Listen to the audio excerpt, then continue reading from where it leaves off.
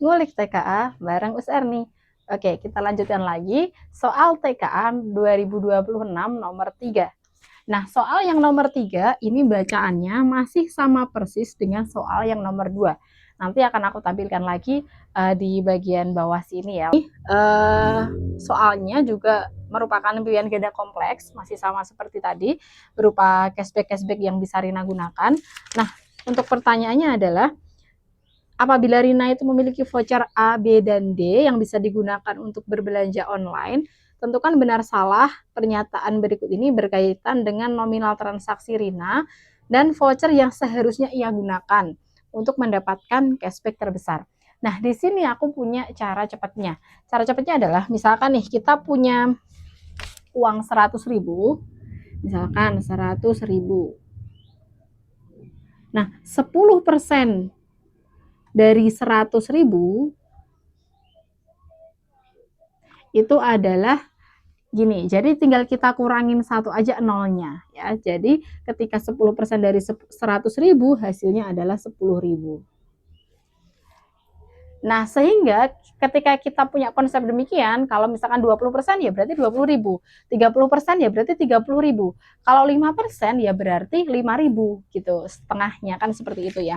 Kemudian untuk yang opsi A itu adalah total belanjanya Rina itu 50.000 dan dia menggunakan voucher yang D. Oke, berarti kalau voucher D itu maksimal voucher yang bisa digunakan adalah 40% sampai dengan 20.000. 40% sampai dengan 20.000. Dengan belanjaan Rina tadi adalah 50.000, sehingga 40% dari 50.000 adalah, nah ingat ya, 10% dari 50.000 itu adalah 5.000, sehingga kalau 40%-nya ya tinggal kita kalikan 4, sehingga hasilnya adalah 20.000. Oke, ini adalah voucher maksimal yang bisa dipakai Rina, sehingga ini pilihan yang sangat tepat untuk digunakan Rina. Kemudian yang B, belanjanya itu 200.000, oke, belanja 200.000, kemudian dia menggunakan voucher yang B. Nah, voucher B itu adalah cashback 5% sampai dengan 200.000.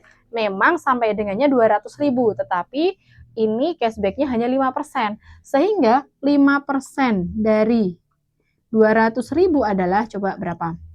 Kalau 10%-nya itu 20.000, berarti 5%-nya tinggal dibagi 2, yaitu 10.000.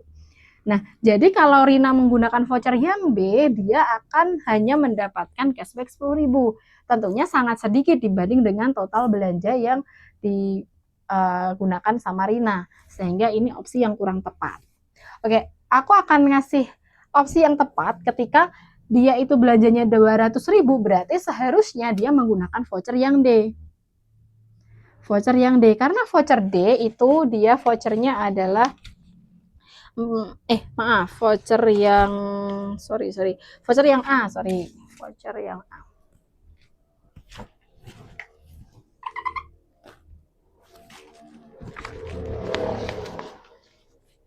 Karena voucher A itu besarnya 25% sampai dengan 100.000. 25% sampai dengan 100.000. Nah, di sini 10%-nya itu adalah 20.000. Berarti kalau 25% jadinya berapa? Coba tulis di komen ya. Karena ini bisa menghasilkan voucher yang lumayan tinggi ya jadinya ya. Oke, selanjutnya yang pilihan ketiga yang opsi C itu belanjanya 2.500.000. Nah, dia memilih voucher yang A, di mana voucher A itu memang kelihatannya cashbacknya besar ya, 25%. Tetapi maksimal motongnya itu hanya 100.000. Sedangkan kalau misalkan kita menggunakan voucher yang voucher A, voucher yang apa yang 5%? Yang B, voucher B, itu 5% dari 2.500.000 itu adalah 125.000. Nah, ini bisa motong maksimal. Kalau kok Rina itu pakai voucher yang A, yang 25% sampai 100.000, berarti hanya dapat cashback 100.000 saja, berarti kurang maksimal. Sehingga dari ketiga opsi ini yang tentu yang paling tepat, yang paling banyak cashbacknya adalah yang A. Jadi jawabannya adalah benar, salah, salah. Gitu. Semoga mudah dipahami ya.